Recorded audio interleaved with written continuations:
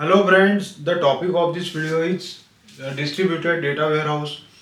The word itself indicates the data warehouse is distributed among various geographical locations. It is not stored at one place. Let us take the example of Walmart where there is one headquarter of Walmart and under various cities that there is Walmart stores.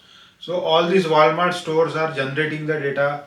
So that is nothing but the local data warehouse, and the all this data will be passed to one central data warehouse that is called as global data warehouse. In the same way, in distributed data warehouse, there is global data warehouse and there are local data warehouse. So A, B, C, D is nothing but are the local data warehouse which is storing the local data.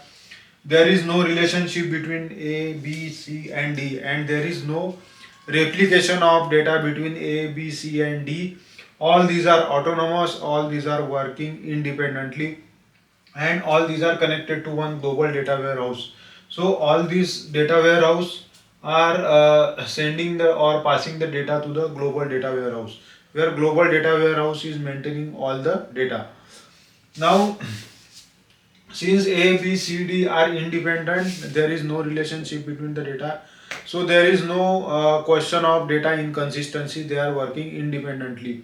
So in distributed data warehouse, there is one global data warehouse, and that global data warehouse is connected to local data warehouse, which are geographically distributed. So that's why the name is distributed data warehouse, where all the data warehouse are distributed, and there is no relationship between the local data warehouse. So this is about distributed data warehouse, and this is how it works.